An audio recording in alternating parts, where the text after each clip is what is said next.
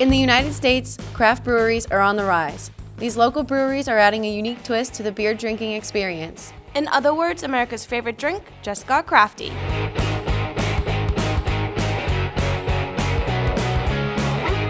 Not your average beer enthusiasts, we set out to explore this new trend. And we're starting right here in our area.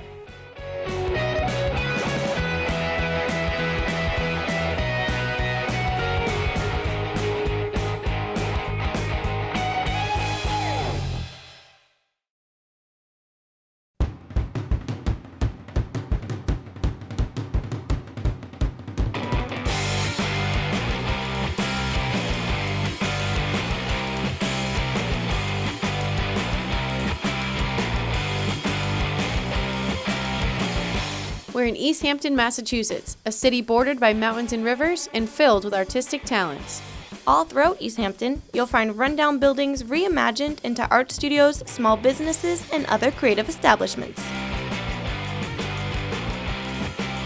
Here at the Brickyard, local brewer Matt Tarlecki turned an unconventional space into his own masterpiece, Abandoned Building Brewery.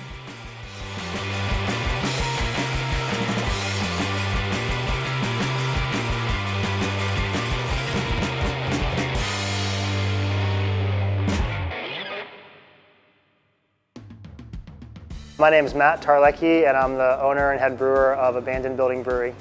I've been home brewing since college out in California.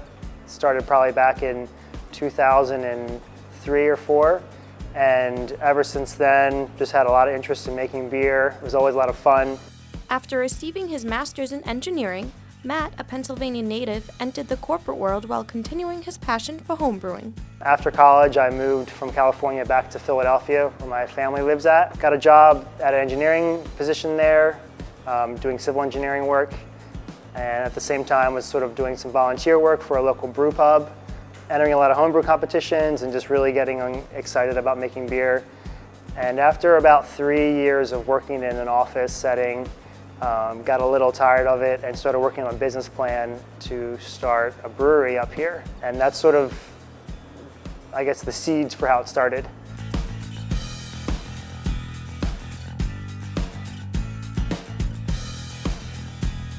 So the name actually came before I found the location. So in the back of my head, I was trying to find a location that sort of fit the name of the brewery. And when I was searching for areas up here, Western Mass and Pioneer Valley had tons of these old mill spaces.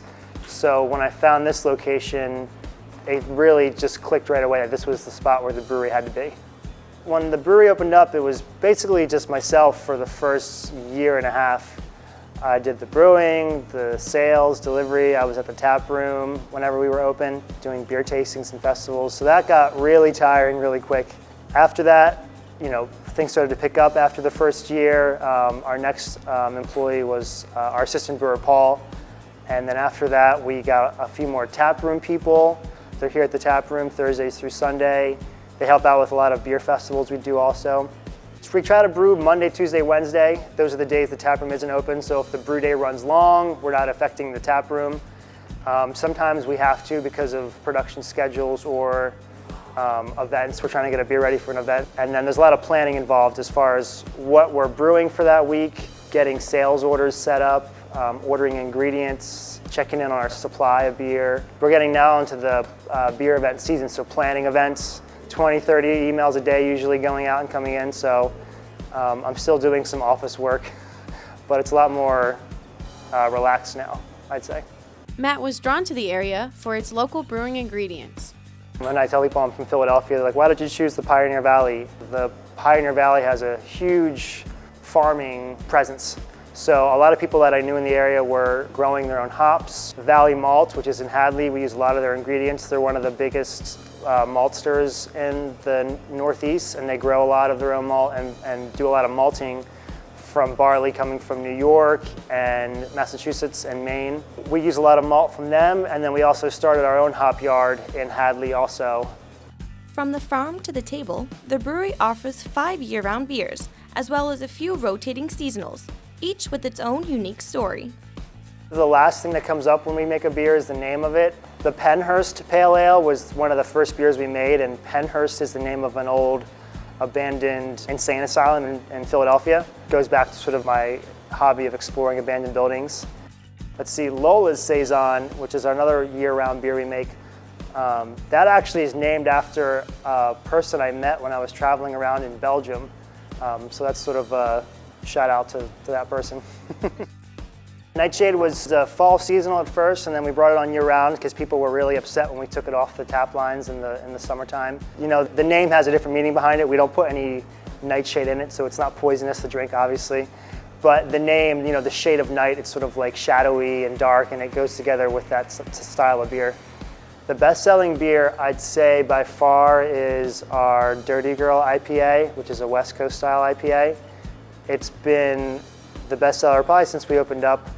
And that has to do with, I think, because IPAs are very popular, but people are also find the name very interesting. So the name actually is a tribute to women in agriculture, and it even plays off more up here now in the valley where there's tons of farms. And a lot of people might think the beer is named just because for other reasons, but the real reason is because it's sort of a tribute to people or women in agriculture and how they've had a big impact on the brewing industry. But they always don't get recognition for it, so that's the reason we named that beer. In addition to the beer, Abandoned Building Brewery showcases other local components in its taproom. When the brewery started off, we were just sort of asking friends or scrambling on Craigslist for basically free furniture. We didn't have a lot of funding to splurge on nice bar furniture, so it really started out from finding what I could get for free on Craigslist. Couches, futons, tables and chairs that were secondhand. The spool tables I got when the construction was going on nearby, and I traded some guys some beer for the spools and then redid them so they're really nice and they're perfect bar height too. And it sort of evolved, you know, after a while secondhand couches get pretty worn, so we've gotten rid of some of the old ones and added some new ones. The top of the bar is from a local lumber yard in Amherst. Sort of going along with the mill theme with a lot of exposed wood and feeling kind of industrial, we wanted to have a bar that would complement that very well. The artwork kind of came about because we had so much space in the tap room here. When the walls are empty, they look really big and plain, so we tried to open up the walls to local artists as sort of a continuous gallery. The artwork changes every couple of months. We don't do specific gallery showings, but it's more of like if you want to get your foot in or have something new that you want to show, we're open to really any options for people to hang their art here. We wanted to make it a really comfortable environment for people to hang out, so sort of like you're at home enjoying a beer with friends on a couch. And you don't see that too often, so we take a lot of pride in the comfortable setting we have here. When people come here, we want them to, be relaxed and enjoy their time and enjoy the beers that they try. And we want them to basically just enjoy themselves and tell people that when they came here, that they liked our beers and to come, try this awesome brewery in Western Mass.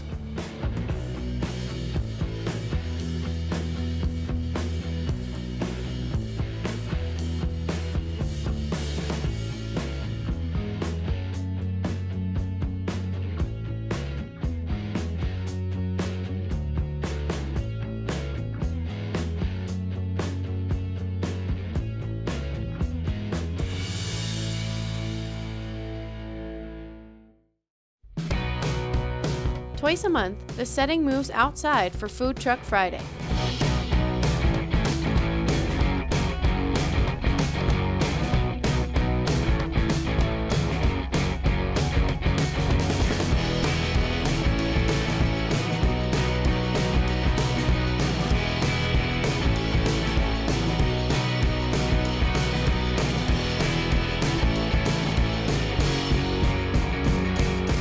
We've had between 400 and 500 people each week that we've had Food Truck Friday this season alone. We're easily accessible from the bike paths. You can ride your bike here and bring your friends and park right in our bike rack. You can bring your kids and play cornhole and listen to great music. With lots of dogs here, dog friendly. You can get your favorite beers. We're doing wonderful collaborations. We've always got some new things going on, and it brings the community together, and it's just such a lovely place to enjoy a nice summer evening.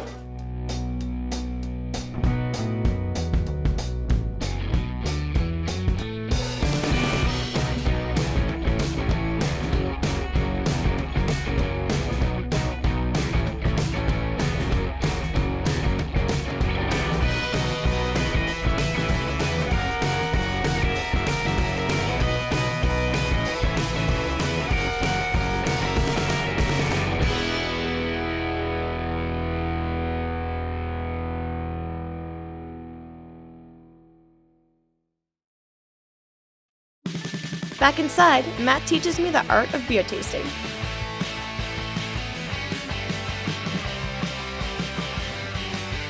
So, when I go beer tasting, should I always smell it before I drink it? Yeah, always smell before you drink it. Okay. You want to get your nose as far in that glass as you can, you know? And do people like go like this, like You swirl can it? swirl it. Sometimes Okay. what the swirling does is it kind of like helps agitate the beer and get a lot of the bubbles going. Oh, okay. So like that kind of helps bring the aroma out to your nose. You know, you can taste with your nose a lot of times. Yeah. So smelling it first prepares you for the actual flavor. So what actually does hoppy mean? So when a beer is hoppy, it usually means that you can smell a lot of pine or citrus, or sometimes it can be like very tropical fruity. Okay. You get like, you know, tangerine or mango or lemon zest, Ooh. things like that. The tricky thing or the fun thing I think with Belgian beers is that they're usually deceptively strong. So like it's 8.2%, but it goes down really easy. Like it doesn't taste like a shot of vodka. Right. Well, it's not close, but. Yeah, a lot of times like that's the term for that is hot. Like Oh, it has okay. like a hot alcohol character. Oh, so this is hot. This is not hot Oh, this is not hot. Jeez, okay. because it's sort of like if you take a shot of vodka, you can like feel it evaporating off your Yeah. mouth, you know? But this, it doesn't burn as it goes down. Another thing to check out too is it's called lacing. So Okay. when the glass has a lot of this, it's called lacing on the side of it. That just is an indication that it's a proper, well-made, good beer too. Oh, wow, I didn't know that. It also means that the glass was cleaned properly. A lot of times if the glasses aren't cleaned, it can affect the way the beer smells and tastes sometimes. Oh, yeah. So my glass was very clean. Yes. So when I go beer tasting, I always want to do light and dark.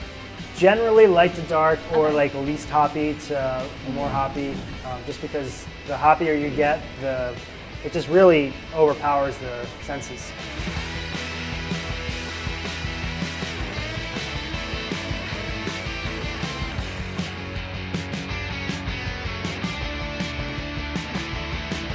You can tell this took a lot of hard work just by drinking it. Because That's I good. mean, it's perfect. That's great. I wouldn't change it.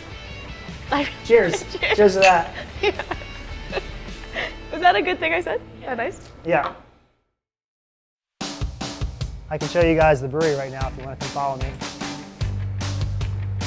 This is Paul.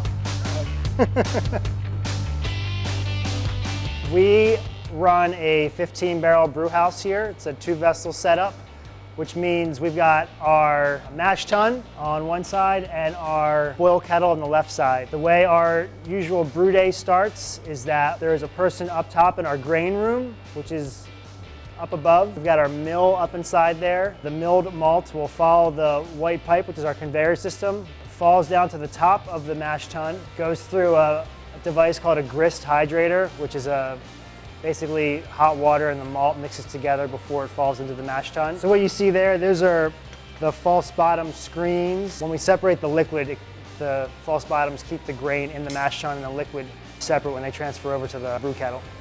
And this is our grant. This is a device that helps separate the liquid from the mash. It's below the level of the false bottom, so it's all gravity fed. So wort will fill up the grant and then get pumped into our brew kettle. It's about a 600-gallon kettle. We usually fill it up to about 550 gallons, depending on what kind of beer we're making. We'll usually boil in here for anywhere from 60 to 90 minutes.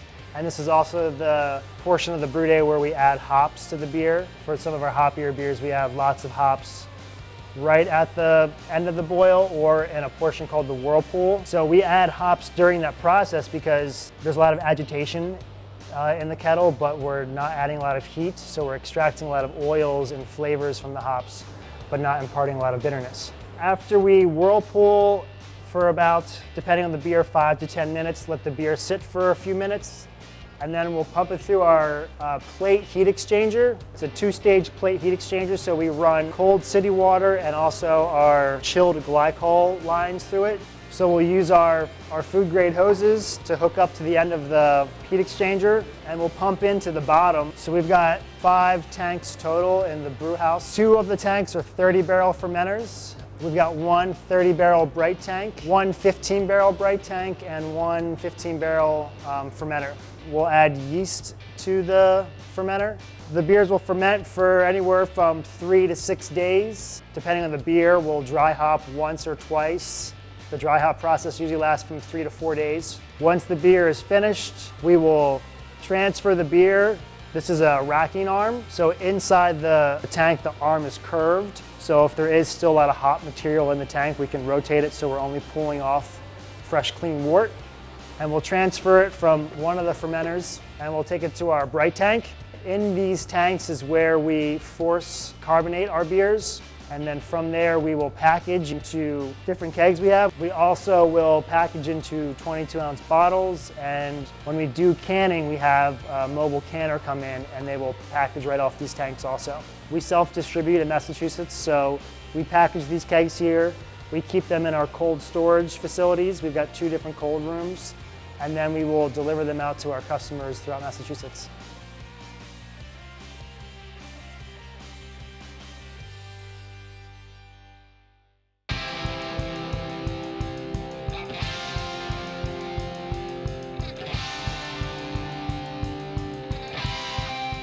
We're still only distributed in Massachusetts.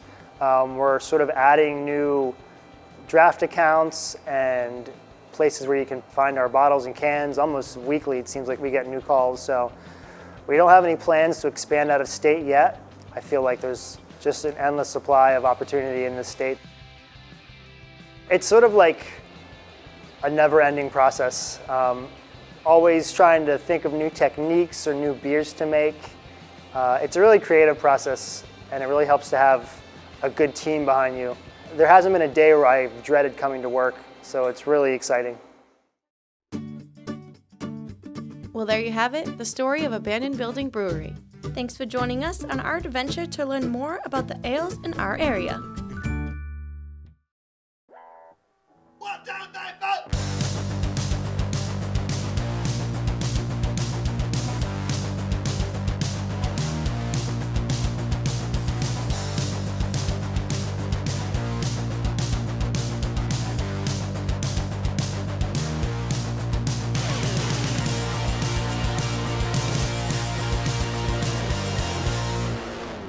Thank you for letting me drink your beer. I'm just kidding.